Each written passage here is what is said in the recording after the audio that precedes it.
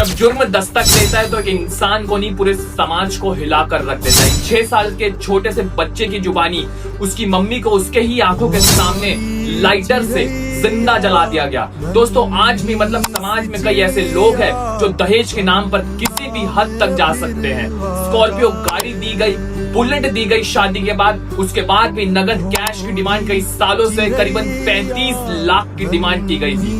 दोस्तों नोएडा से कल रूह को कपा देने वाली खबर निकलकर सामने आई है, जहां पर एक माँ बेटे ने मिलकर अपने ही बहू को पेट्रोल छिड़क कर जिंदा जला दिया, उसके ही 6 साल के मासूम बच्चे ऊपर कुछ डाला था, फिर उनको चाचा मारा था, फिर लाइटर से आग लगा दी गई।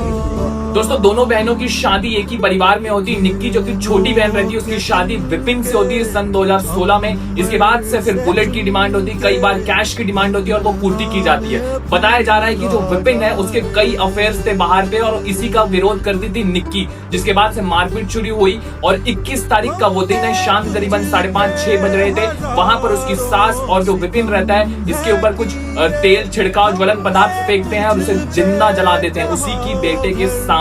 दोस्तों पुलिस अपनी कार्रवाई कर रही है, विपिन अभी जेल में है, बाकी अन्य लोग फरार है। लोगों में भी आक्रोश है, लेकिन एक जरूरी सवाल जो हर एक माँ बाप को समझने की जरूरत है, जब भी आपकी बेटी अगर अपने ससुराल पक्ष के बारे में कुछ जरूरी बातें बताए और लगातार बताए तो आपका इंटरफेयर बनता ही बनता है, क्योंकि मनमुटाव अलग चीज होती है, मारपीट जैसी घटनाएं करना वो हिंसा में आती है। दोस्तों इस मामले में भी देखा गया कि जो निक्की के फादर रहते हैं वो बहुत हद तक सारी जिम्मेदारी पूरी करते हैं, लेकिन उस दस्तक का अगर वो आज पहचान लेते हैं तो उनकी जो फूल जैसी बेटी है आज वो उनके साथ रहती। इनकी जो बड़ी बहन रहती वो भी बेहोश हो जाती। इस वजह से ये पूरी घटनाक्रम होता है और इसे सुसाइड का रूप दिखाया जा रहा था पहले, लेकिन जब बड़ी बहन आती है और जब बच्चा सामने आता है तो वो पूरी असलियत बयां करता है। दोस्तों हर एक दस्तक को पहचानने की जरूरत है। ऐसे मामले में हमने कई बार देखा कि एक औरत की दुश्मन निकल कर आती, जो कि यहाँ पर जो विपिन की माँ रहती है उसे बीच बचाव करना चाहिए तो वो भी अपने बेटे का साथ देती है और उसे अपनी बहू को जिंदा जला देती है।